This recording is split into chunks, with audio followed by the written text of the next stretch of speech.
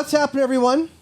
So today, I have the honor and privilege of introducing to you somebody that, without them and their vast knowledge of music, there would be silence at the end and the beginning of this show. I introduce to you Justin Walker, the creator of the show's music. Woo! Standing O. Yeah, thank you. Yeah, I'm sure you would have filled it with some other music along the way. I had it on spare. I was going to use it for something else. And then I was like, you know what, Josh? I had this podcast music just for you. You could use it. We'll edit that part out. You mean you made it just for this one? Just for you, yes. Of course. Well, I'm honored. The check's in the mail, right? Yeah. That's okay. It's DHL. Okay. It takes a while. Yeah, it's got to go around the other way. 1 million viewers. We'll get there. It's good, and the Earth is flat, so it may never get there. Got it. Okay. Naturally. Well, I'm happy you can use it in some capacity. It can be shared with the world online. I do thank you for that. And we are in the works, actually, of redoing it. I kind of forgot that I even signed off on it. All of a sudden, it's just being used. I'm like, oh, there it is. Well, isn't that the best kind of surprise, though? Sure. I mean, there's all kinds of worse ones, right? Imagine if you were like, Justin found in Diddy list or something, or Justin's been visiting Epstein's Island 14 times. Like there's worse things. There are definitely worse things. I'm on no list of that nature. Yeah, let that be known. We'll just put that out there as an official disclaimer. Thank you. We may have to put that in the description as well. Okay, sure. But you, well, tell us a little bit about yourself. Okay. Well, for the folks at home. We did go to high school together. You were dating a girl that eventually introduced me to my current girlfriend. You're no longer dating. We'll just call her Mildred. Mildred was friends with my now wife, and they knew each other. And I guess in a way, if not for you, I would not have my current wife and children. So thank you, Josh, for being the spiritual godfather. Hey. Well, hey, maybe we'll call it even. A song for the price of a family. That's not a bad deal. I mean, I'm still paying mine off. Should be so lucky. Yeah. So I guess if I hadn't met her, I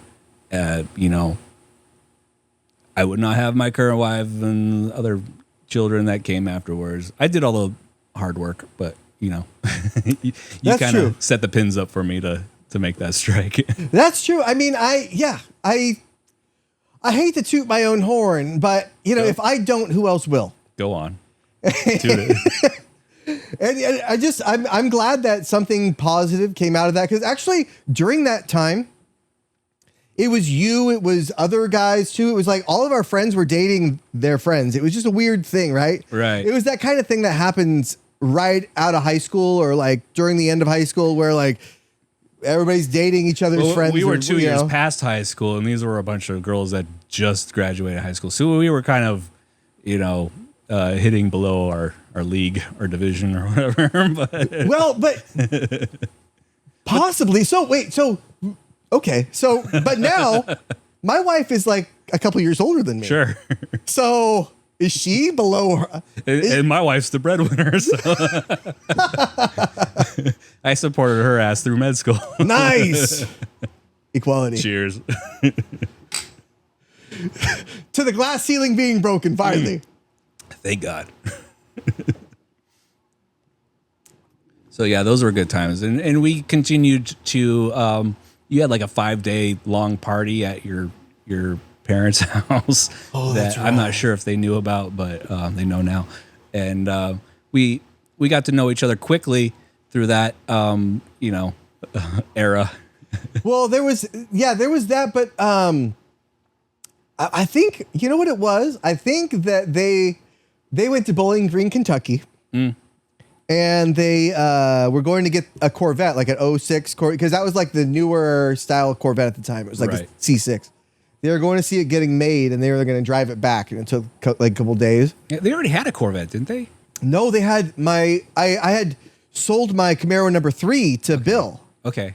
at the time, and then I had Camaro number 4, which is the one that like never ran right, and it was just terrible. Okay.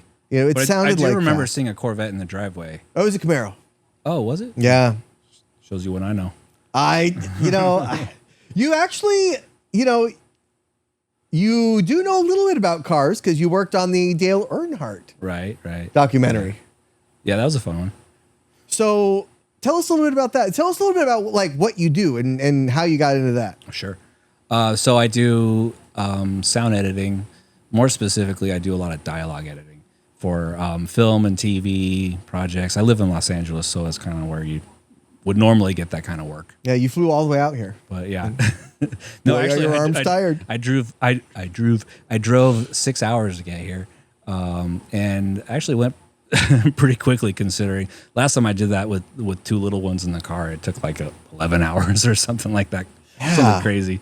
Because when you have a kid that's learning how to potty train and another kid that's in diapers that has blowouts, it's a rough ride. Like the back poops? Yeah, oh yeah. Ooh. Those ones that you have to stop in the middle of the road and just be like, get the towels out. Were you like next to like, we need to buy some thicker shirts? Yes. Eventually you just go, it's not worth the $8 for this onesie. Yeah. Just toss it. Oh, yeah. I don't want to save God.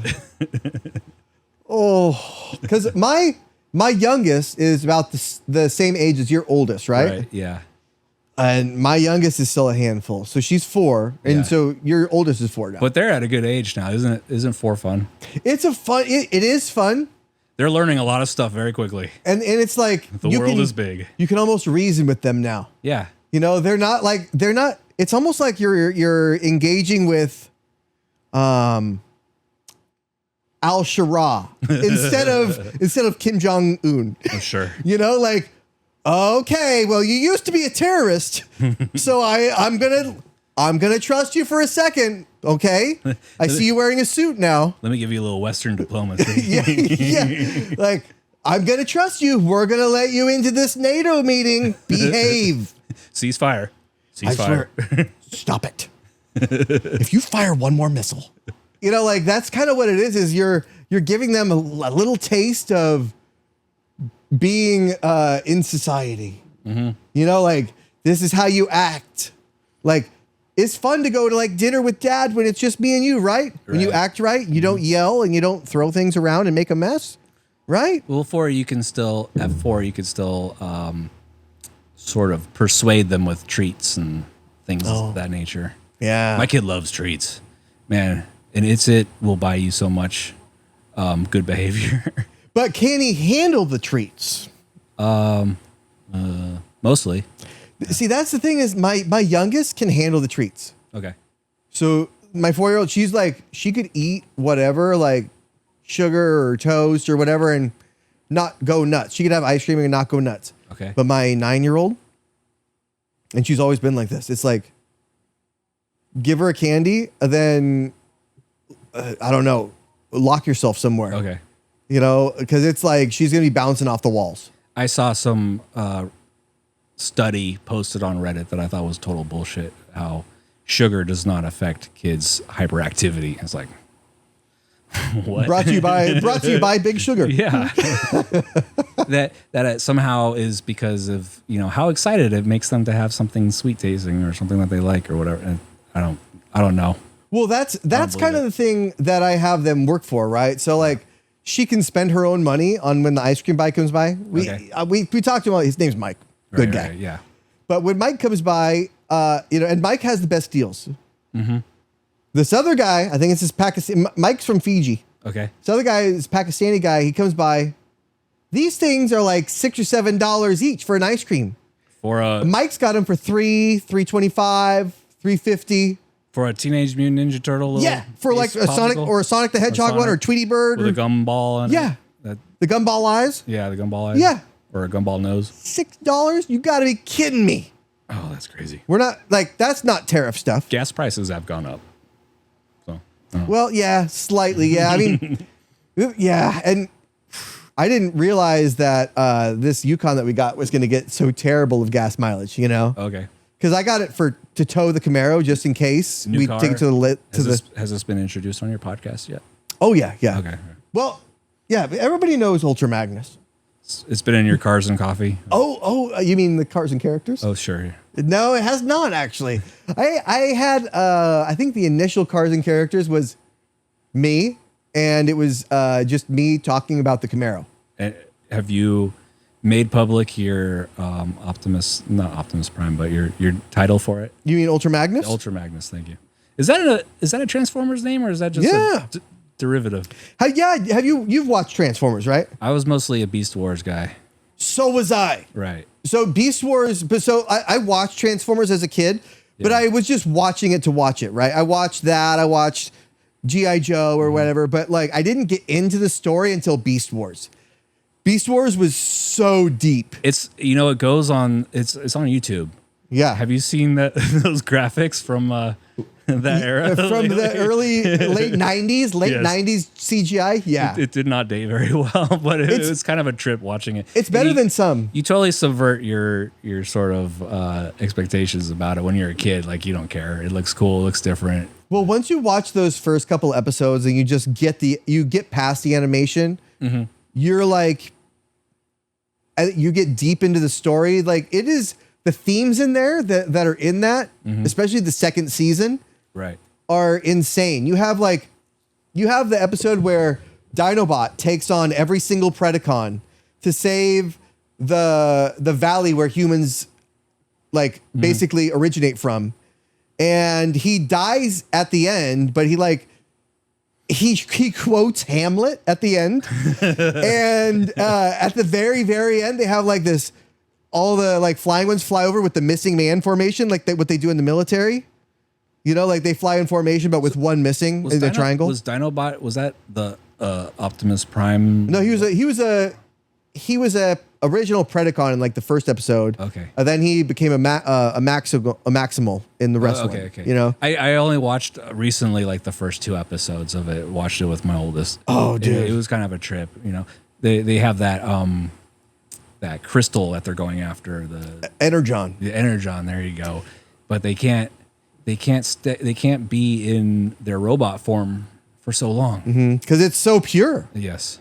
And the planet, it has something to do with the planet. So have you not watched this all the way through before? Have you? I have, a long time ago. Do you remember what planet they're on, right? Remind me. No. Earth? Is it not? I can't tell you if you don't know. Prehistoric Earth? Yeah, it is. Okay. Yeah.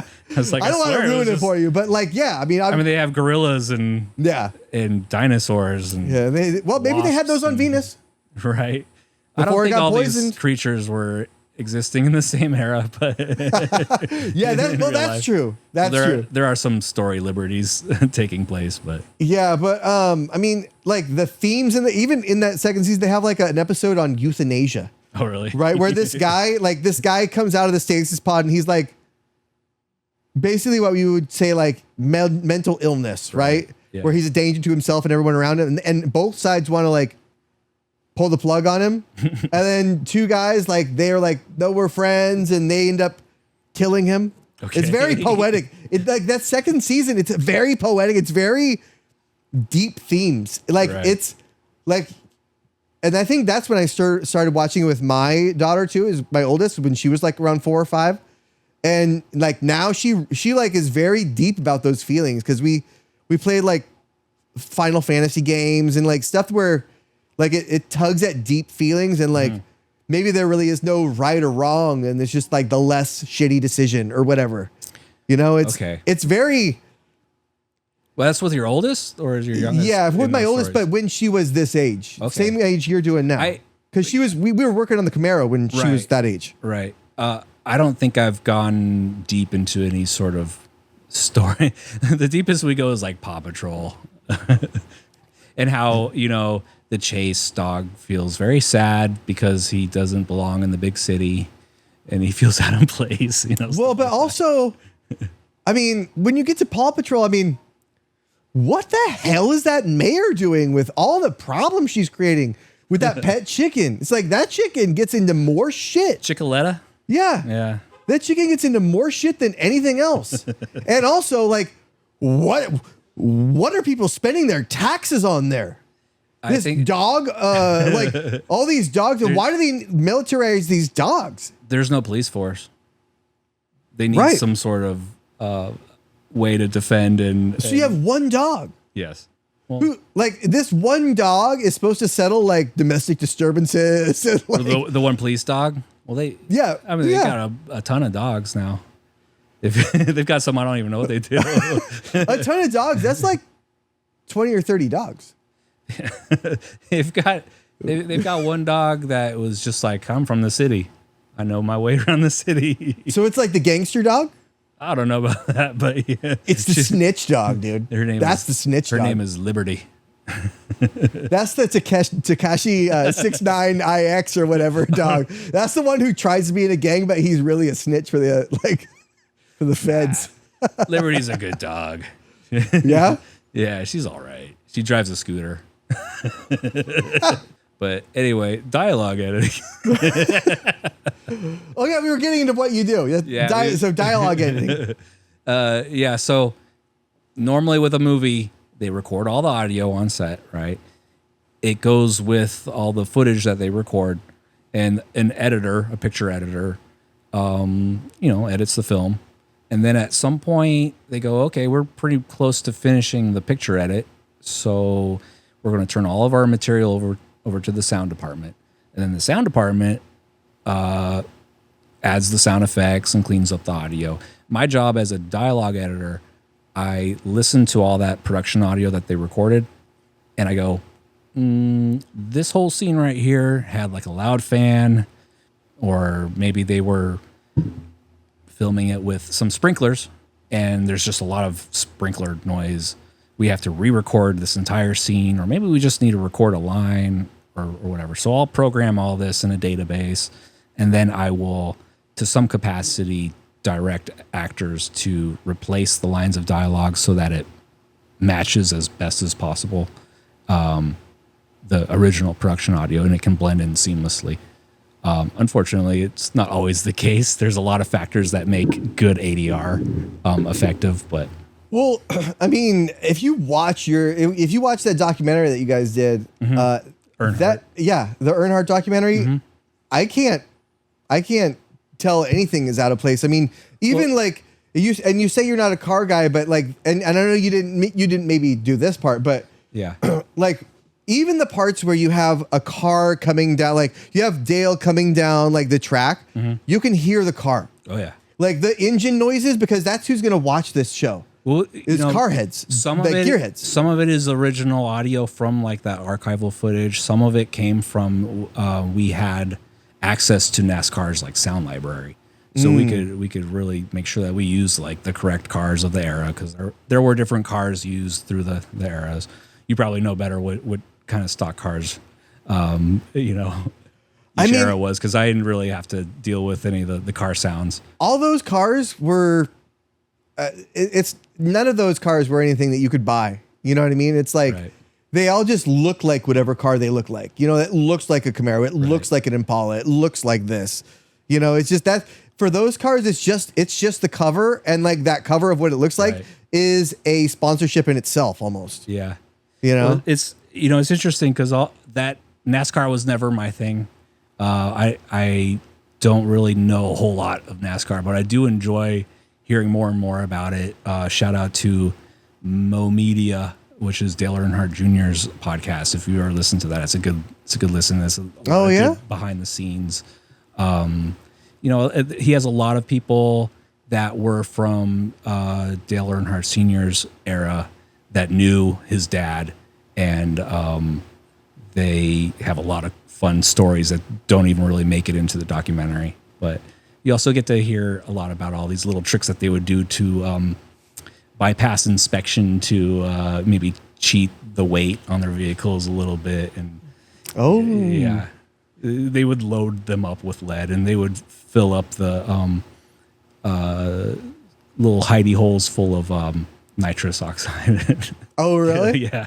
They had NOS on their vehicles.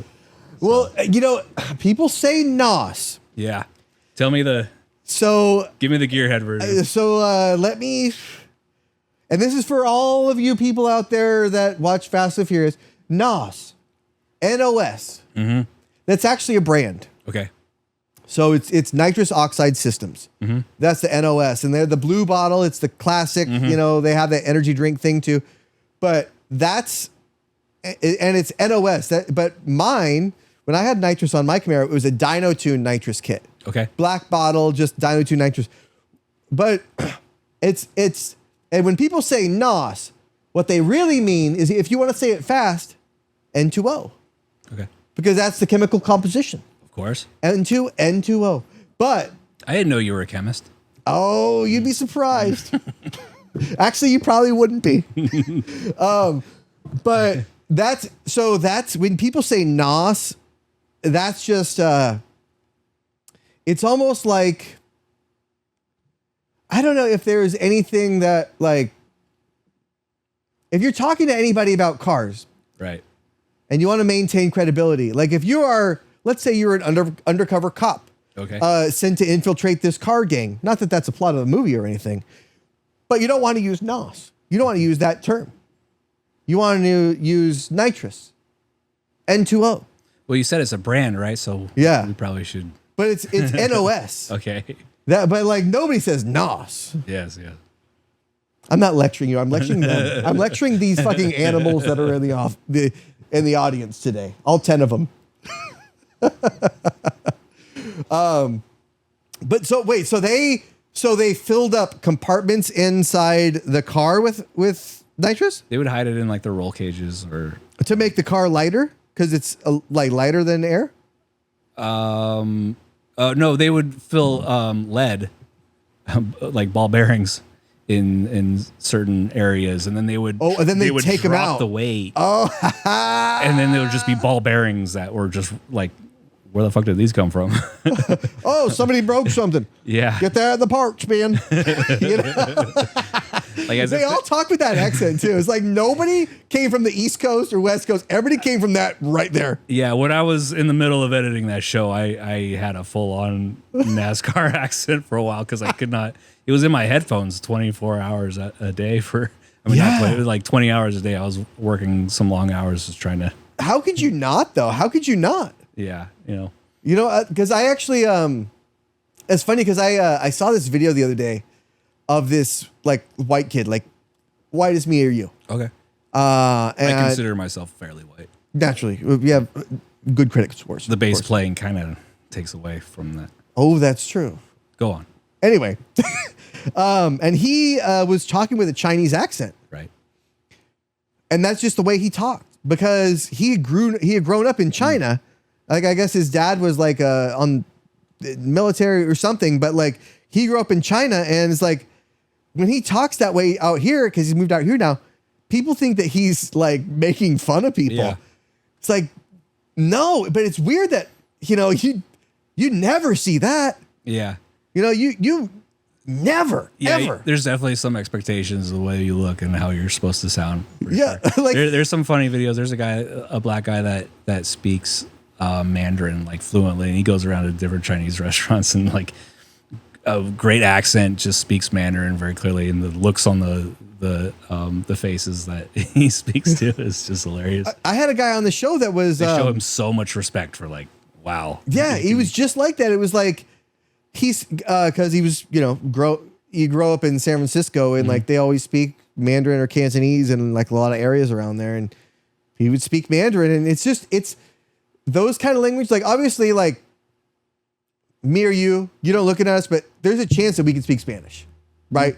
Because of where we're at. We're here in California, especially you because you're in LA, right? But or at least understand it. Like Han Solo with Chewbacca. Like he wasn't doing the hoots and hollers, but he knows what he was saying. But like when you get into those other languages, like Mandarin or Cantonese or even like Korean or and Korean's its own. That's a weird one because you have to address people based off of how old they are. Right. It changes the language, almost.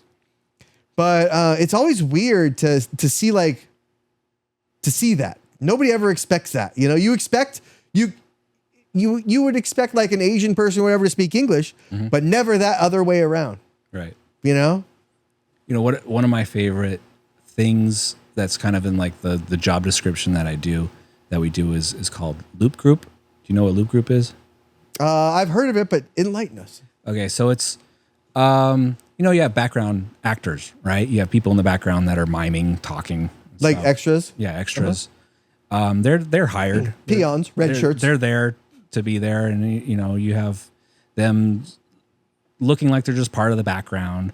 Or sometimes you might see a show where somebody goes to the bartender and gets a drink, and the bartender looks like they're saying something. They're usually not paid to say anything when they're filming it, because that puts them in a different contract. It costs more to say a line in a movie or a TV show. So they just say, say watermelon, but don't really say it, Say red leather, yellow leather, red leather, yellow leather. Yeah, just like, they just kind of mime saying something. Well, after we finish editing everything, we still have these holes to fill. We have these background actors, and we have these bartenders, and we have these 911 calls, the people on the other side of the line, all these different random things that we need to get still. So a loop group is just a group of like 5 or 6 actors that just do voices for people in the background. We do what's called walla, and they will just huddle around a microphone in like a semicircle and just talking to the microphone to their partners or to their invisible partners, where they're just talking to nobody in general. That's where I get a little bit of creative direction that I get to add to a project, where I have 5 or 6 people. Usually it's all in a studio, and they're in a semicircle around a microphone, but lately it's been a lot of Zoom calls. Oh, really? COVID. Yeah, COVID changed some things in that department as well. So when when a talent comes over to you, like you probably worked with I don't know who you said oh my gosh, who'd you say? Like Mark Hamill, right? Like those guys when they show up, or like Dustin Hoffman, or like Anthony Hopkins, when those guys show up, they're there to record like a part for a show, right? Or a part for a documentary, like a voiceover? Yeah, usually an actor of those calibers are like, they would go to a studio. Like I did a session with Anthony Hopkins, Sir Anthony Hopkins, which was one of my favorite sessions that I had. And that was in a studio. He had like his one place that, he could only go to that one place because he liked whatever aspect, the parking situation, who knows. So you had to bring it to him. He came to us. Oh, really? He came to us. But like when COVID hit, it was definitely we would take like a mobile recording rig to their house, and I would be online from my apartment or my home studio, and just recording and making sure that they have all the technical aspects down. And usually the director would do most of the creative feedback, but sometimes I'd have to interject with some technical feedback as well, because these lines have to match. We're trying to insert them in the middle of a line of dialogue, or something from production that needs to work. So you don't have to match them up, right, with the video? We do. Oh, you do? Yeah, there's lip sync to keep in mind as well. That's so hard to do. There's pitch, and there's energy, and there's lip sync, and there's all these little factors, and it's really hard to really nail it. But most of the time you don't notice it when you're watching a TV show or a movie, that there are these lines that were recorded after the fact. Often when you hear a line from somebody and they cut away from them, and they're the camera's on somebody else or some other action, and you're hearing an actor's dialogue, that is likely some ADR, some replaced dialogue. ADR stands for automated dialogue replacement. And yeah. Damn, so you're almost like the devil to them. Sometimes some actors really love to do ADR and record in the studio because they see that as an opportunity to make their performances better. But They can look at their performance and go, oh, I want to tweak some things. And they will be like proactive with like changing some aspects of it. And other ones really like to do almost go as far as sabotaging their ADR performance because they want it to be the production performance because that's what's real. That's what they did on the day. I can imagine it fluctuates with the age. Like you get like Mark Hamill or Anthony Hopkins, those guys are kind of like pretty old. Yeah. And they want to make sure that they have a voice legacy to leave behind. It's weird. I think the older guys, they're so used to doing it and they're so used to it being a part of what they do as part of the job that they're, for the most part, okay. There's a line that they don't want to cross, I think, when it comes to replacing lines of dialogue just because there's a little buzz on the line or something that's kind of like I'm on the fence of it being technically bad. They would rather have their production line, of course. There's a line that, you know, everyone seems to have that they don't want to cross. But creative ads, you got to do it because the director wants it or whatever. Sure. Sometimes it's a studio ad. Sometimes the studio says, well, you know, it wasn't obvious enough. So we want to make sure that we hit the audience over the head with this story plot point. Did you like, so, because we went to the same college together for a little bit, Yeah. DV Sizzle. DVC, Diablo Valley College. And, but there was a point where you were just gonna, I don't know, like roll over and take society's whatever they were going to give to you. No, you know, I was in this band and we were trying to figure things out if we were going to make it as a band. I had the fallback option of maybe I'll also get into audio engineering. Maybe that has to do with music, or maybe it could be something else. So I took a Pro Tools class there, and Pro Tools is the use it for music creation and recording. And also it's used for post-production work like what I do currently. And so it ended up being very useful. We had a final project in that class that was sort of make a song or do whatever, maybe redo the audio of some cartoon or something like that. And everyone in that classroom did some really shitty rap song. They were like really funny to listen to because they were that bad. But one thing that I did, I don't know, I found some like claymation thing from some German studio that didn't really have a lot of dialogue in it. It was just I don't know, kind of a dark like claymation story of two guys robbing a bank, and then there's this monster that comes up for whatever reason. And so I just took out all the audio from that and rebuilt everything from scratch. And the you dubbed in your own audio? Mm-hmm. Yeah. There wasn't any like dialogue to redub, but they had like a sound effects library, and I put some Queens of the Stone Age music on the background of it, and it turned out pretty cool. It was a good first project for me to work on. And the teacher in that classroom said, hey, you know, if you move to LA, you could do this professionally. Okay, that sounds cool. And so then looked for like different audio schools where I could learn how to do that. And I chose one that was in Burbank that's now defunct because of tax things. They'll get you eventually. They will. The tax man came for them, and they ran out of money really quick. I noticed that a lot of the teachers there had credits in movies that I grew up watching, like The Goonies, and so you know, gooning takes on a different meaning today. Goon, yeah, if it's just goon. Yeah, gooning is a different, but Goonies different than and not to be confused with soaking either. I think Goonies just kind of means outcasts back then or something like that.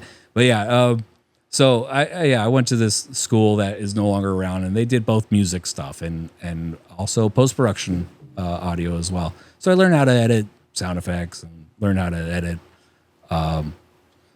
just with Pro Tools in general, and it was pretty cool. And here I am now. I found myself into a niche job like dialogue editing. Yeah, but it's interesting because like a lot of people who would think that they can make it in the sound industry or whatever, they would not. They would eventually just take whatever shill job or whatever, like not pursue it as far as like the education, right? Right. Like, because it's rare that it comes out of the hobby and goes into you make money off of it. Right.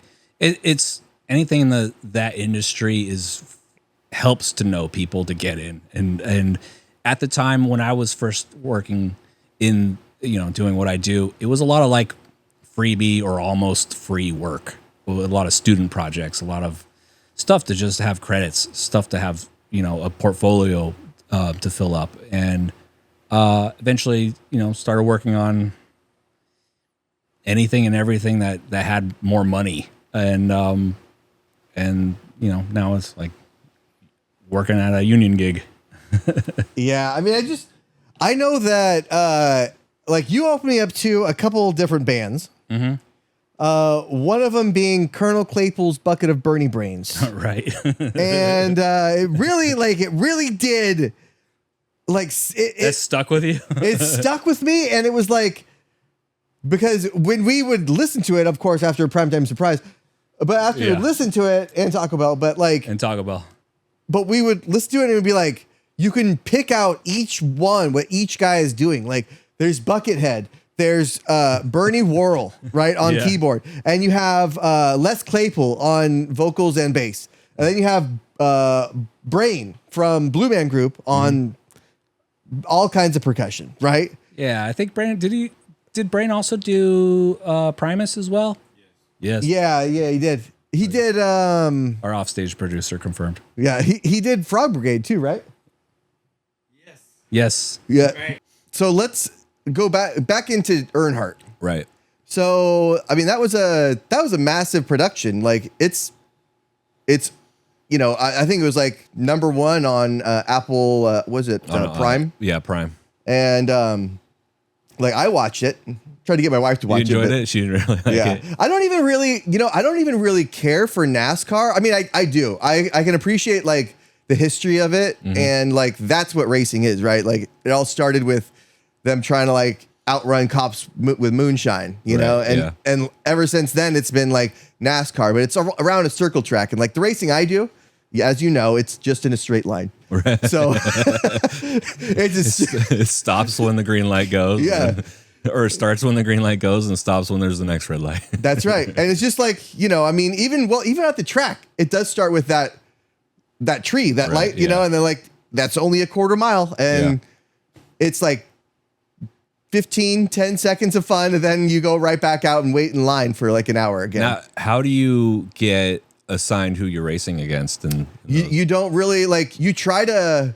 You just kind of look at someone. Yeah, you look at like who's in line. You kind of know your matchup, and you're like, all right, this will be fun. Well, you look at like who's in the other line, and it's just basically lines of people. And sometimes people will be like, hey, can we trade spots? Because they'll be like right across from a car that you want to race. Right. And you're ahead. So they're like, okay, yeah, switch. And so you go back to this car and they'll be over here and they can skip the line and stuff. But for the most part, it's all like just whoever lines up, because you're really racing yourself. Right. You're racing against whatever you, like you bring your car in and you say, I'll run a 13-second quarter mile. Okay. So you put 13.00 on your your windshield.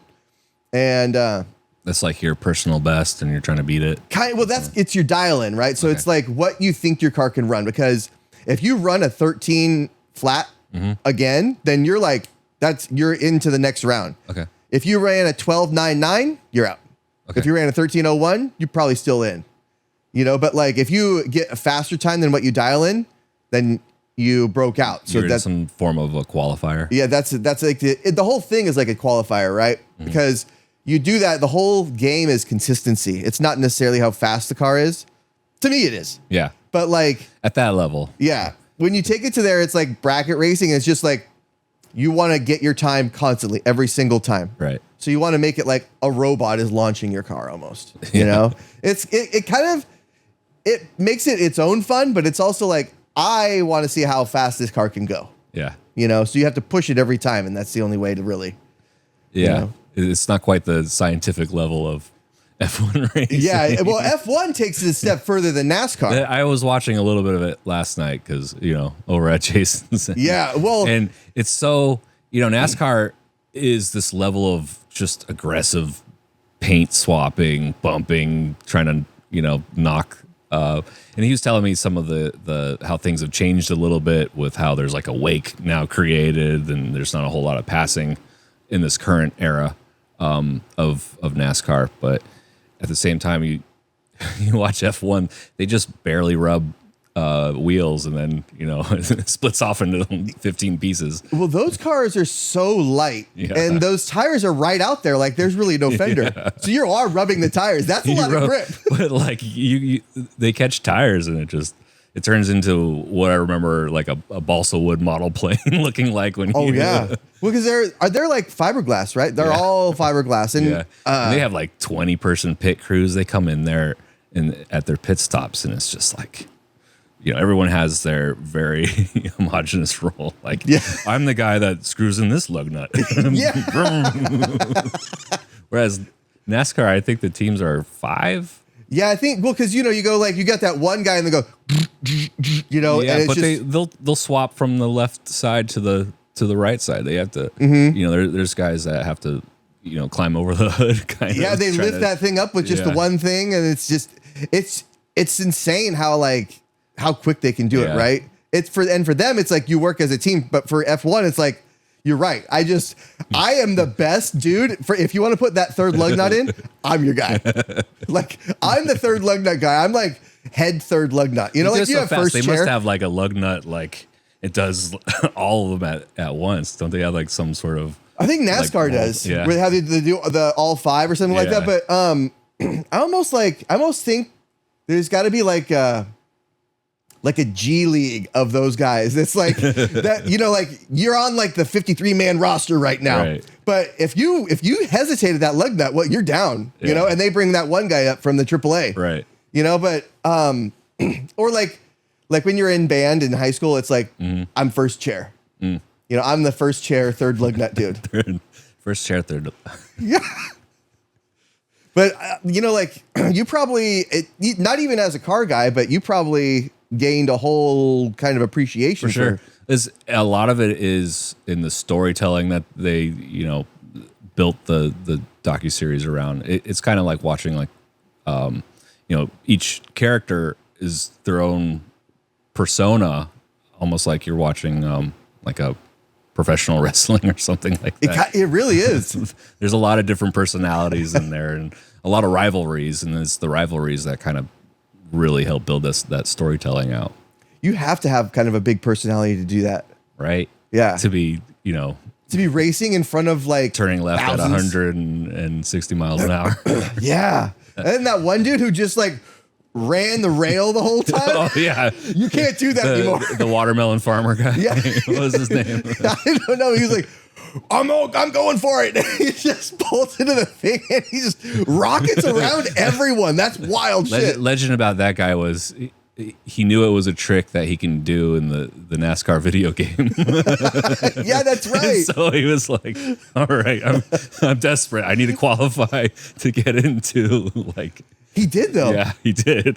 And then right after that, they were like, okay, nobody can do this anymore. He passed like 7 or 8 cars just ripping down the wall. That was like, it's like the tush push in the NFL. Like nobody has anything against that. You can't do shit against that. They keep making these rules in all of our sports that take the fun out of it. I know.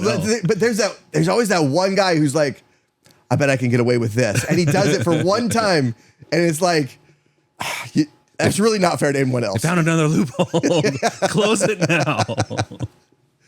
But I mean, that doesn't even. I tried that in Mario Kart, and that doesn't really even work in Mario Kart. No. Well, it's less of a simulation. That's true. Are you getting the Switch too? No, I don't. It's not at the level yet where it's like.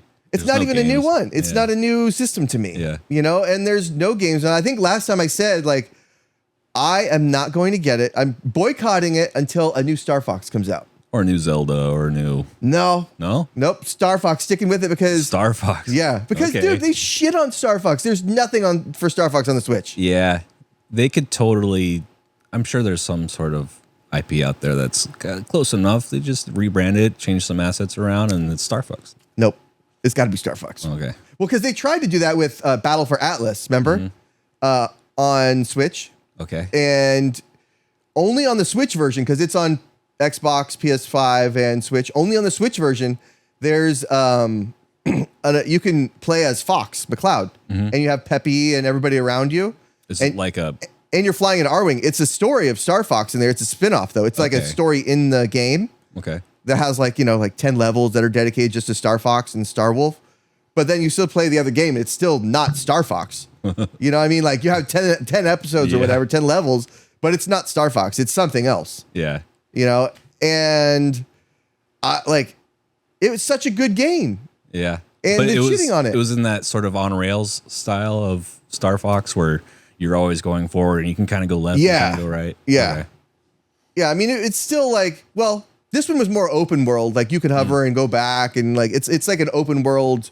Have you played No Man's Sky? It's kind of like that. Yeah. It's kind of like that, but with Star Fox. I played it probably 10 years after its initial Oh, really? crash and burn release. Well, I did the opposite. I like bought it and then was playing it about, 2 or 3 years in. And then it was just like, nothing's happening. Yeah. And then that thing came out where it's like, oh, it's actually not even online. They sold it to us online. They made you log in. And it's like, oh, yeah, this actually is not multiplayer. Go to a random procedurally generated planet and hang out with your friend. Oh, wait, no, you can't do that. Yeah, that was the whole thing. And then I was playing it for a couple years and it's like, I have not seen another person. And I mean, I know there's millions of worlds. Yeah. Probably even more, right? But haven't seen one. Not a person. Still a lot cooler than that. What was the from the makers of Elder Scrolls that their star? Oh, like Elite Dangerous? No, it was sort of a Morrowind in space kind of. Oh, Borderlands? No, not Starfleet. What is it called? I should have brought it up when I knew the name. But there's nothing to do. It's all. Yeah, I mean, at least with No Man's Sky, you always have something that you can kind of do. You can keep looking for those rare, space fighters. well, you have to the thing is, every time you land, it's like you have to find something to leave.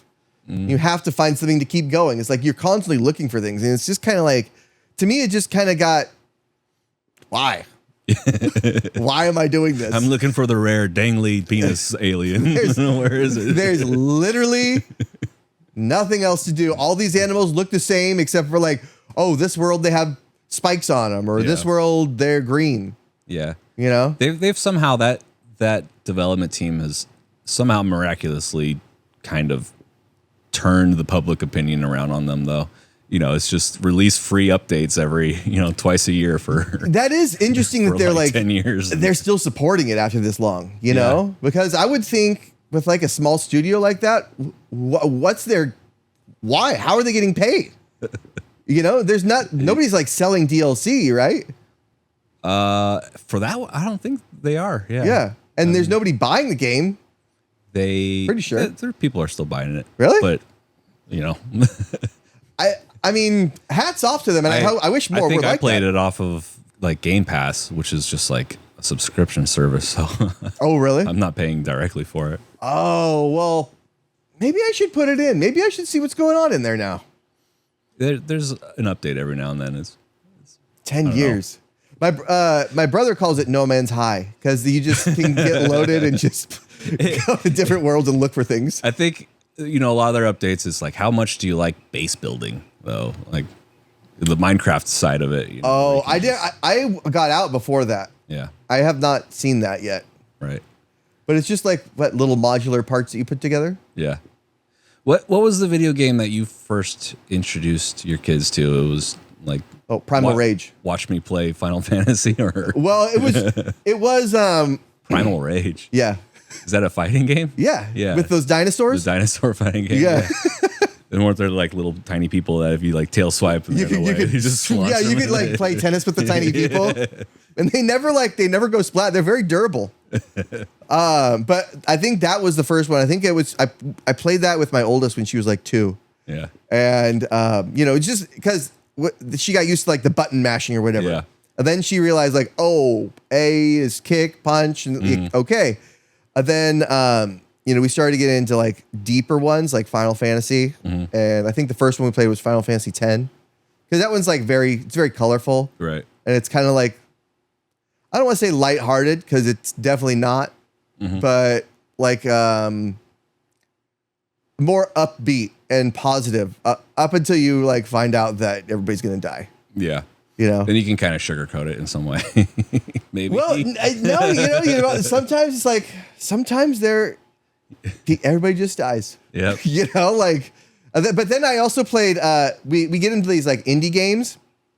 And there's this one, and somebody gave this game to like the Pope, and I downloaded it and played it. And it's like it's an RPG where you can fight, or you can just say like reason with them, make friends, go away. Okay. It's a total pacifist. Yeah, yeah. And it's like I told my daughter, I was like, and nobody has to die. It's so like it's like when you play the Batman Arkham games. He's just punching them to sleep. Batman doesn't kill people. He's the Dark Knight. Those games were kind of hard for me to get into. Yeah. Because unless there's some of those games where you have to get in at the first one, unless otherwise you can't get in it because it's coming at the beginning of the story or whatever, or middle of the story. First one's good because it's kind of a little bit more isolated in the asylum, the Arkham Asylum, and really? Yeah. Well, what I've been playing a lot of is they've been releasing these retro games, like that Ninja Turtles game for PS5, and then now they have a Power Rangers game, Shredder's Revenge, the Shredder's Revenge, and like Power Rangers. I think it's called Rita's Rewind. Okay. But you could play as all the Rangers and the Zords and Is it stuff. another beat 'em up? Yeah, it's like a beat 'em up. Okay. But you could have like 6 controllers. Okay. And connect. So everybody could play as one. Right. And those are just fun because they're like brainless, no strategy, and you could just fight. You press square this way, press square that way, press up square, down square. It's like you just hammer that square button, Yeah. Those were always kind of my favorite games growing up too. The Teenage Mutant Ninja Turtle beat 'em up games. Yeah. Gotta compete to get the pizza for the health and the arcade one. Yeah, the arcade one. And if you had a good Turtles friend, in Time, you could be like, you get the pizza. Yeah. You need it more than I do. It's a true bro. Okay, we're in this to win now. We're going the distance. Yeah. I'll take Rocksteady. It's crazy how much those games just, they're built for the arcade and they were designed to eat your quarters up. Yeah, and be hard. Like the Simpsons game, Well, also, it wasn't just the arcades. It was Blockbuster and Hollywood Video. Yeah. That would get with game developers and say, make it harder, Yeah. Because they want you to keep coming back to rent it. Yeah. That's why The Lion King and Aladdin were so fucking hard. Yeah. Because, Disney or Blockbuster and probably Hollywood Video, they're like, make it so people come back and keep having to rent it. Right. And then they had games you could only rent from Blockbuster, like the Beast Wars game, to where it's like, now they're like a couple $100. And it's like, shit, I should have just not returned it. I mean, they went under anyway. One of my greatest grade school achievements was beating the Aladdin game on the Super Nintendo. Oh, you did beat it. Yeah. Oh, that's a tricky one. I can't say I beat Lion King though. I don't think I ever rented it, but I know it's notoriously difficult. I know one person that's beat Lion King. Yeah. And it was like a mission. Yeah. And he did it like, I think all summer. And he beat it. And he's 23 years old in his basement, just like, this is my mission. Yeah. I will spend all week doing it. I mean, pretty much. Yeah. Like, that thing is hard. Yeah. And it's hard to where, like, once you get there and, like, you get all the way there, then you die, it's like, you start over now. That's fucked. That is so fucked. That's like, luckily those controllers were so light because you'd be throwing them. Did you have a Game Shark or Game Genie back in the day? I had for my Game Boy, yeah, but not for any of the consoles because you got to beat them. Yeah. You can't. And I would only use them for like Pokemon, those kind of games for Game Boy to like run into this, like run into that, that kind of stuff. They're glitchy kind of Pokemon that you got to do the most obscure things. I remember doing that a long time ago. Pokemon was an addiction briefly for. But you know what? What was really interesting about those times was like you had these word of mouth like things to do, right? Mm-hmm. Like walk in a circle here, counterclockwise, then go up 4 steps and down 4 steps, and press A. And it's like you did that, and not shit didn't work. So you're like, maybe I didn't do it right. There are also some that were just completely untrue rumors. Yeah. Like I remember when Ocarina of Time came out, there was this rumor that in the temple, you could kind of see between the cracks of the polygons in the wall, there might be a Triforce room in there, and you can actually get the Triforce and power up. Oh, really? That never existed. That was before people were, hacking the games and really seeing what's in there. And you could really only do that like in the 64 times, like the cartridge days, because even on I'm pretty sure it was Rogue Squadron. You remember Rogue Squadron came out in like I think 98, right? Or maybe even earlier than that. But this was an old game, and then Star Wars Episode 1 came out. And then all of a sudden you could put in this code, and it was a code, and it would say incorrect, and then you put it in again and it would say correct. Oh. And you could fly the Naboo Starfighter. Okay. In a game that came out years before this movie came out, Before the Phantom Menace? Yeah. Okay. And can you imagine if you could do that? Yeah. If you could do that back then, like if you could decode the game right when it came out, and somebody's like, what the hell is this one? Like, it's 2 years, like, it's even before probably the previews for Episode 1 came out. Yeah, that was an event. Do you remember that? Like the day the trailer came out for Phantom Menace? Yeah. I mean, it was insane because a couple years before that, Star Wars had been remastered and re-released. Right. Remember? And then that was that whole thing where they had like a bunch of toys at Taco Bell and shit that, the early 90s. I had a very treat myself day when I got the DVDs when the special edition came out, and got myself a whole Little Caesars pizza, had the house to myself, had a joint, and the entire trilogy. I think I got through the end of the Empire Strikes Back, but times were simpler. But I did eat the whole pizza, hot and ready. Little Caesars is just the worst. I just think it's the worst. It's the worst kind of pizza. I think it's like it's square. Number one. They do square. Isn't it? Yeah, it's square. No, they do. The hot and readies are circles. Oh well, maybe they try to change it around now, but like Little Caesars is like what you buy as like a slap in the face.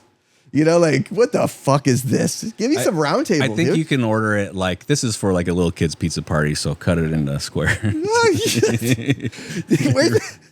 Little Caesars, you cheap son of a bitch. Where's the round table? At least Papa John's. It's maybe on par or maybe a step above Sparrow's.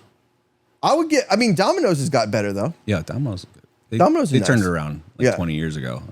Yeah. They were like, we're going to put some garlic butter on the crust. And that was really all they did. And they're like, let's actually give a shit about our pizza.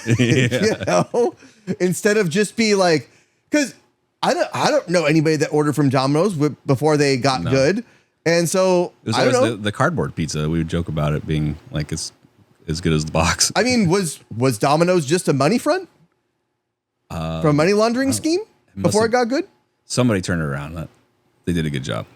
I would go back and it became my go-to pizza for a while. Yeah, and whatever they were doing before they started making good pizza, nobody's investigating them for, and they got off scot-free. So everybody wins. Yeah. They had some decent marketing, though. They tried.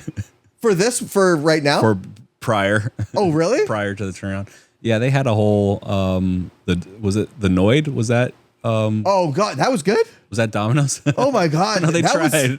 Dude, what the hell was that thing? The Noid. That's so like They had a Noid video game too. you know there was an era where there was a video game for every single company. Do you remember that? Yeah, you remember Chex had a Chex Man video game that came in their cereal boxes. There was a 7-Up Spot guy, the Spot or something. Oh, that's right. You know what? You know who really needs a video game? Chester Cheeto. Toomgus. Oh, yes. That fucking creepy ass dude. Yeah, I had a visual in my head of Tungus coming up when I said the Noid, because they're kind of like the same monster from another dimension. Yeah, and it's kind of like at least Toomgus is kind of creative because he's like a snack troll. He's made out of snacks. And he's fun to freeze frame on and look at all the little snacks on and then his. Toomgus, it's too much good stuff. That's what AMPM's like slogan is, you know? Yeah. But I could do without him wearing the stupid Dodger hat and being like at the fucking Dodgers the whole time. It's like, okay, we get it. It's in LA. We get it. You know? Fuck this troll thing, though. I don't think I've ever seen him wear a Dodgers hat. Oh, what? He always is. He's like, Toomgus threw out the first pitch. And so, like, and it's I hate, like, he's got these stupid hot dog fingers, and it's just like, it's one of those things that just, you can't help but look at it, and it makes you mad, you know? And slightly hungry. Yeah, like when I was a kid, it was nursery rhyme rap. And it was like, I couldn't help but listen, but it's like, it pissed me off, you know? Nursery rhyme rap. Yeah. Hey, diddle diddle, you know? You're talking about the Sugar Hill Gang now? Kind of, yeah. Yeah, it had that kind of upbeatness to it. That damn cadence. Yeah. And now, like, the kids have Blippy, so, you know, that's like God. Xanax on screen. I have exiled Blippy from my household. Oh, nice. Yes. We've exiled Caillou. Although there was an era where the songs aren't that bad. You know, they're just like songs about a fire truck, songs about a garbage truck. But mostly the voice of Blippy just sings background vocals. Yeah. And his composer at the time, Nicky Notes, was doing most of the singing. And I learned them on guitar, and I'll play them every now and then. Oh, really? Are your kids getting into guitar? Not quite yet. Yeah. No? 4's still young. When I was teaching guitar, I taught guitar for 6 years. And the youngest I would teach was about 5 or 6 years old. Oh, really? Because I used to, so when my daughter was like 6 months old, I used to start like playing for her every day, you know, and like give her the guitar and she would like play. But now she's like more interested in piano. Really? And it's like, I can't teach you that. Yeah, if I were to pick up the guitar at home, and I don't know what it says about my guitar playing, but my son says, "No, Dada, stop." No, but I think it's he's kind of a daddy's boy. He just kind of clings on to me, so he just wants he wants my attention to be on him. Because when I play guitar, I'm just kind of zoning out like the whole time. It's like my brain goes completely shut off from everything around me, and including my son briefly. Do you do acoustic or electric? At home? Acoustic at home mostly. Oh, okay. Yeah, mostly acoustic because that's what I can bring out into the living room without bringing out an amp and get him like a 3/4. Yeah, You he wants one. He's guitar curious, so I'm sure it's in his Christmas Santa presents in the future. Well, I mean, is that the next holiday? I guess it is. For him, his birthday's in April, so. Oh, yeah. Oh, yeah, well, because, these days, we get Father's Day now. Yeah. That's like a day where you get stuff. Hey, all right, I'll take it. I just want time off. I know. And just want to barbecue and drink a beer and relax. And that's what I did. I don't even want to barbecue. I had the wife barbecue. Nice. I don't think my wife knows how to turn on the barbecue. Well, because I think, I forget what I was doing, but I had to get something done. I think it was something on the car. Yeah. I think I was replacing the gas tank or something. And I had to get it done. It was like, okay, well, we're just going to leave Daddy alone. Yeah. And then we went and swam in that little tiny pool that we have.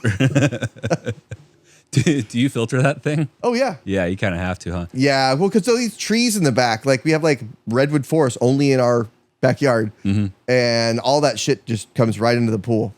I lived with my cousin for a while. Between in the time that I lived in San Francisco and was driving back and forth to LA, I had a place with my cousin and a couple other roommates in North Hollywood. It was just basically a room to crash, but they would party a lot, and it was kind of a party house. And I think it was the day after Too Much Molly, they went to Costco and picked up a big outdoor pool, bigger than the one out here, like one that you could stand up on, and it kind of went to really? chest height. Yeah, it was a big pool. They put it right underneath a big oak tree. And so all the tree detritus would just fall into it constantly. I think it had clean water for like 2 or 3 weeks. They replaced the pump on it once and then gave up, and it became a mosquito den. Oh, God. Yeah. Oh. And it's like, guys, what are we doing here? We have them pretty bad around here. I would show up like coming from a 2-month stint in San Francisco and come back and be like, what the fuck happened to this place? Oh, it's like a science project outside. That's nasty. It was clear water for a week and still swimmable maybe it was better than Clear Lake water, but yeah. That water now, it's got the blue-green algae sometimes. I've seen it before, but it was only in little tiny patches. Well, apparently it's when the water's really low and the sun can and it's really hot and it can hit that and make it bloom, and that's when it gets dangerous. I guess they make like a whole big deal about it over there, and they give people little pellets to throw. Oh, really? Yeah. It's supposed to it's supposed to kill it. Yeah. Yeah, but I mean, put some of that stuff in a B2 and just bomb the shit out of the lake. Get rid of all that stuff. My grandparents lived in the Keys in Clear Lake Oaks, and so they were just these man-made channels where water was your backyard, basically. Yeah. And you'd have a dock and park a boat in there, and sometimes it would get like some of the Keys had no. They were just sort of a cul-de-sac of water, and stuff would just stick in that cul-de-sac at the dead end there. And every now and then they had some boat that would come through and kind of like dredge through it and try to clean it up. But I don't know if it really helped a ton because they needed a bigger fleet, I think. There's always big ass dead fish there too. Yeah. Like big ass. Like where the hell was this thing when I was fishing? We would swim in those Keys a lot though, and get right up next to a dead fish. Yeah. Yeah, there were always some floaters, usually duck poop, but I was up there last week. Actually, I was at Clear Lake last week, and there was this big ass fish. I was like almost 4 feet long, just catfish, bloated, just this bloated big ass thing. It's like, man, what a shame that nobody caught that, or maybe they did catch it and it died because I don't know, but it really is a shame that place. It was first like the hydrilla, those the big weeds that were there that would clog things up, and now it's like the blue-green algae, which is shitty. I was told, I don't know what the truth is to it, but that problem came from people dumping their aquarium water into the Keys, and that all these weeds started growing up from that. Well, a lot of times that kind of stuff happens when people don't rinse their boats out when they take them from lake to lake. Okay. So, because you guys had a boat, so you had to put the hose in there, drain everything out, and then you put it on the dock, take it away, and then even at your house you do it again. Use some chemicals to really and then get the green out. Yeah, you hose down the bottom and you make sure it's clear, but there wasn't really any enforcement of that with Clear Lake, and Clear Lake is just not very deep, so it's easier to be polluted. There's also a lot of runoff from the wineries nearby too, right? With fertilizer. Oh, is that? Yeah, I think that is true. Yeah, there's some of that. Well, they also the wineries will take water from Clear Lake, and then to water their shit, but and that's also another thing that makes the lake lower, obviously, because they're draining it, and then the blue-green algae comes, and just draining the lake has poisoned it almost. Yeah. It sucks because that was a really nice place to go, to bring families in there. You grew up there. I grew up there. Yeah, the house that we, it was like every weekend or every other weekend during the summers, I'd go visit my grandparents up there. 1 year it flooded, so that was fun. Yeah. Trying to clean out a flooded floor. I remember that. Tearing up all the linoleum tiling. We had a semi that was... you had to go through that one time too? Yeah, in a semi. Yeah. So like my grandpa just borrowed his friend's semi and we just like used that to like shuttle ourselves from the house to like the main road. I think it was like Todd Road or something that was not flooded. Right. That you could actually park your cars and drive your cars on. Yeah, that was fun. 2 years after we cleaned up the flood damage, got everything all nice again. So it was sometime after my grandfather passed away, and my grandmother had some random stranger guy that she didn't really know all that well, park his RV in the carport, left it plugged in, and he left for a while. I don't know. I think he was gambling down at the local casino. Oh, caught fire. Then the whole house burned down. Whoa. Yeah. So it's like, shit, we just cleaned this. For a stupid trailer or stupid fifth wheel or, motorhome? Yeah, I'm not I don't know. Maybe he was cooking meth. I'm not sure. If it was a trailer, the chances are it was a trailer and it was in Clear Lake. Yeah. Chances are.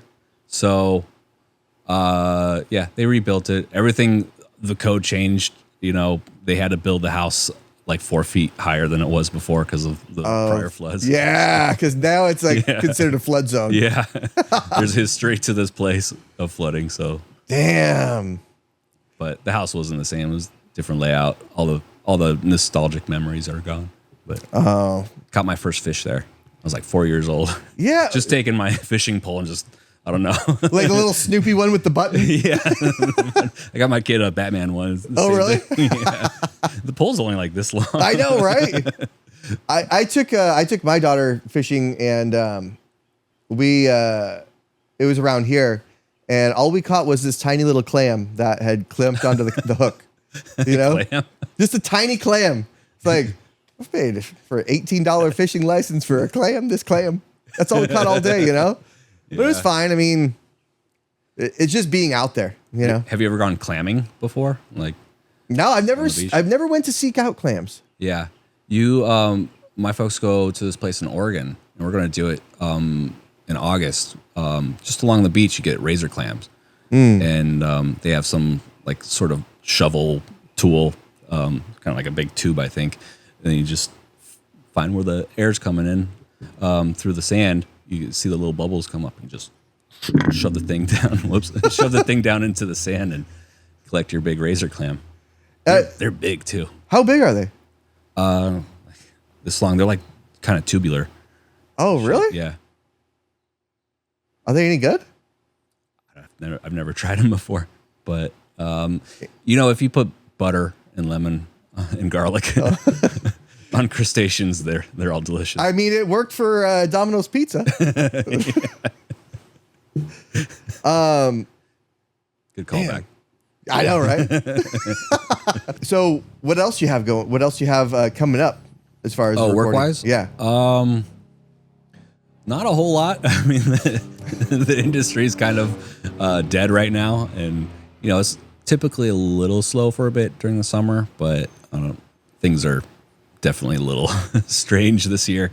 Well, it's because you're in Hollywood, and that's kind of like things are going to overseas to record. Yeah. They're like Ireland and New Zealand and Georgia. It's really hard to even shoot a movie in California these days too. Oh, why? I mean, expensive. Why it's hard to do anything in California these days. It's hard to get a permit because if you're shooting on location, you have to get permits, and it's a little bit trickier. Tax incentives in other states are better, and I mean, even fundamentally, just gas prices too. Yeah. Do you even see like it coming back here? Maybe eventually, but the tax incentives I think have to be better. Eventually, Yeah.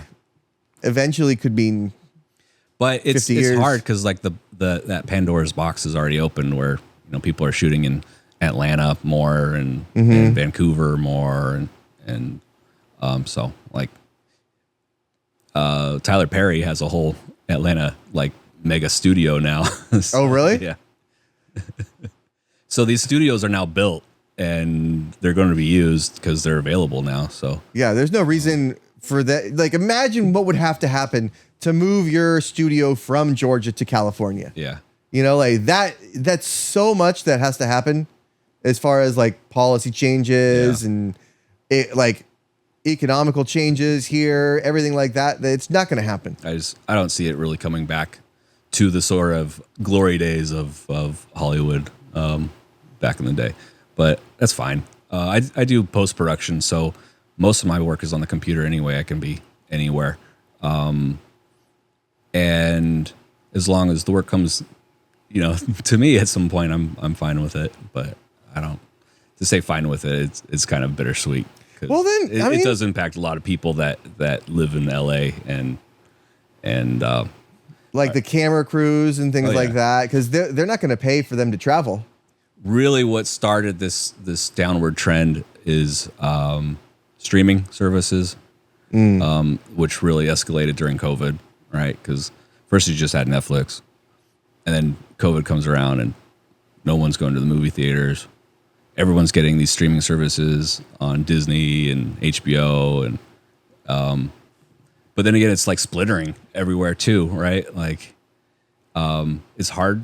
Do you find this difficult? Like, you want to watch a movie that you have in mind, and like, where do you go? Like, what do you do when you have something in mind that you want to watch, but you don't know where it is? Yeah, you just like you use that browser on your TV, just like that little the magnifying glass to where it's like you're just on the menu instead of like in the Netflix menu or something, and it tells you where can I watch this.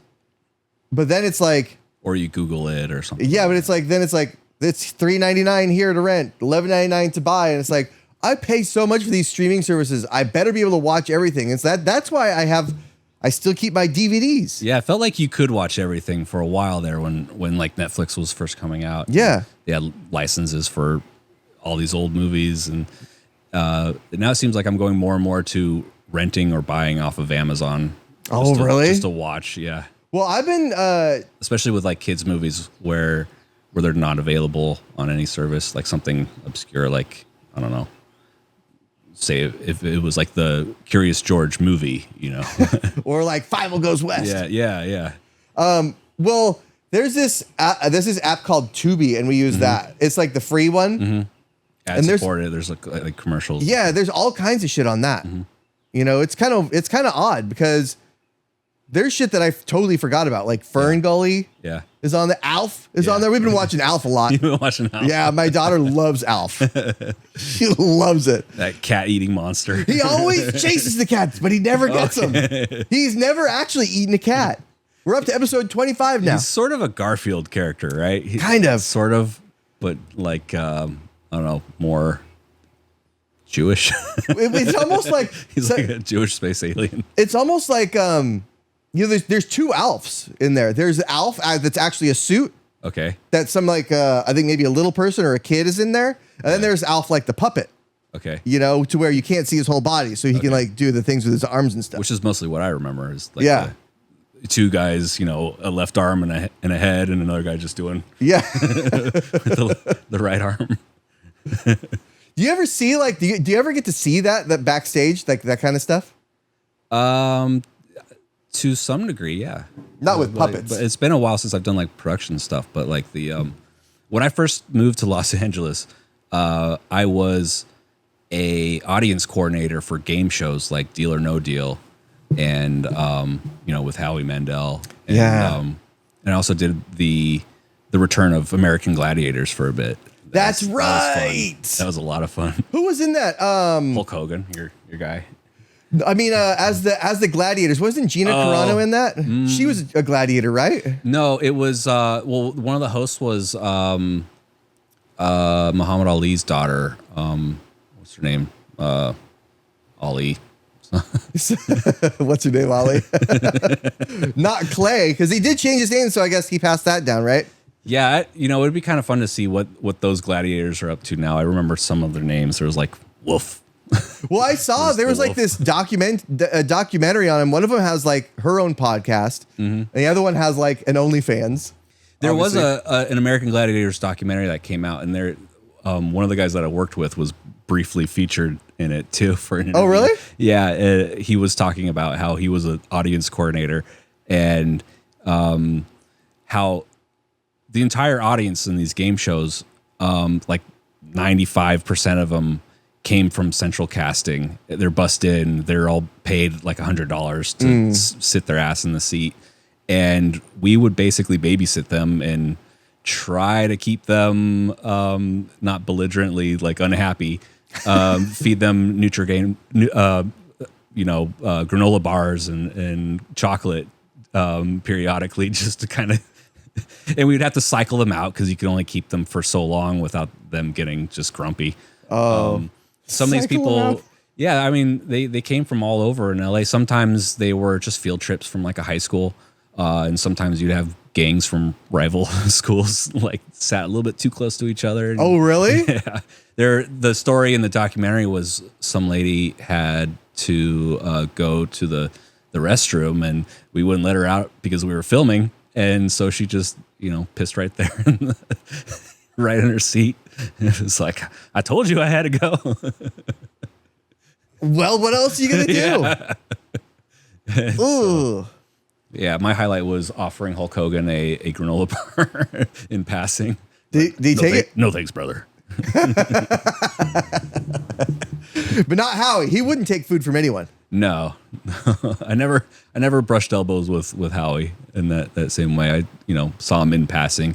There was a real guy too that was actually the banker. You watch on TV. There's the silhouette of a guy that they're calling on the phone to make a deal, and there's actually a guy up there. And does he actually make the deal? Is he actually talking to them? Yeah. Really? Yeah. Have you've met that guy? I've seen him. I haven't talked to him. What's he look like? I was on that show briefly. I don't even remember. He's white guy, black guy? He's a white guy. Okay. Yeah. And narrows it down. Yeah. Any facial hair? I don't recall. He's a banker, We're so talking probably not. 2008, so this goes back a bit. Deal or No Deal, wasn't that where Meghan Markle started? Wasn't she one of those girls? Was she one of the girls? Yeah. I believe it. Yeah. You'd have to ask Google for that one. But yeah, I'm pretty sure she was. You're right. The early days, and she probably felt like she wasn't valued enough and needed to go marry a prince. Dude, that poor guy. Man. Imagine. He just wants to get away from the spotlight. Well, dude, he just I think he met her right after he stopped flying like Apache helicopters in Iraq. Yeah. He's done flying helicopters, being like the number one target there. He comes home, he meets this woman, and she just wrecks his life. Just wrecks shit for him. Damn. That home life is. And he already had red hair. Probably quiet. God. And he's never going to be king. Like, fuck, man. It's just like, talk about being like the luckiest unlucky dude. Could you imagine going through the grocery store and you're waiting in line and you see a magazine just airing all your drama, your family drama? Like, fuck. Look, my mom wasn't a witch. Like I'm not the wolf man. Yeah, all the extremes of all the conspiracies. My dad wasn't a pedophile. But my uncle, though. Yeah. That's a tough one. Imagine being that guy. Or like, not being him, but like having him in your family. Yeah. Fuck, dude. Like, not everybody has one of those. Yeah. Thank goodness. Yeah. I think everyone has a uncle or aunt that they kind of try to forget about. Yeah. Yeah. I'll never forget you, which Kelly. one? Which one? Yeah, I always think my I don't know how my parents became the normal ones relatively. Oh, really? Yeah. Well, it's only normal relative to you. Yeah. That's true. So you heading back down to LA tomorrow? What's today? Friday? Sunday. Yeah, we'll go back down. The next show that I worked on that comes out is have you ever seen Upload on Amazon? Mm-mm. It's a cool show, sort of near future science fiction comedy where people can upload their personalities to a digital afterlife when they get to that age when it's time to die. What? Yeah. So they, the characters, the story is kind of split between like what's happening in the real world while the people are uploaded, and there's a main character that almost dies in a car accident, and he has a rich girlfriend. It's kind of a country club way to retire too, because it costs money to host people's lives on these digital retirement housing. So his rich girlfriend uploads him to it's a retirement community basically. So he's living with all these old people that have their memories uploaded as well. And yeah, there's a lot of comedy in it. It's like a sitcom? No, it's kind of sitcom suggests that there's like a live audience and stuff like that, right? Oh, but like this is just sort of a comedy. Oh, drama. I don't know. What if they could really do that? Yeah, that would be cool. It's probably not far away. It's been the topic of, I think, at least a couple Black Mirror episodes too, like being able to digitally upload yourself. Maybe we're digitally uploaded now. Who knows? In this show, like they literally burn your head off when they do it. So it's like a reverse 3D printer where it's just deleting your head. Oh, God. Ooh, well, fuck. I guess on that note, we'll end it there. Yeah. Well, thanks for coming by, Justin. Absolutely. Always a pleasure. It's good seeing you, man. We'll have you on again. Good seeing you too, man. Yeah. We don't do it enough. Yeah, we'll be around. All right, man. Well, see you guys. See you.